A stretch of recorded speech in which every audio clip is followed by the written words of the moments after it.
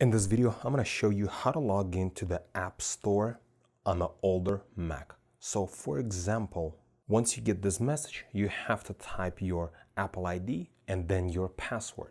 And then you click sign in, but since Apple set two-factor authentication, you are not getting second screen to enter your verification code. So in this case, here's what you need to do. Type your Apple ID first. Let's say, for example, user@icloud.com,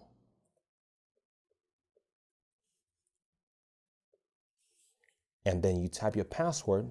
Let's say it's just password, and then you click on sign in. Once you get that message, once you get that verification code on your iPad or maybe iPhone or maybe in your email, what you need to do, you just need to add to your password. So for example, if your password is password and then verification code 123456, then you have to type password 123456 and then click on sign in. And this is going to let you sign in with a two-factor authentication.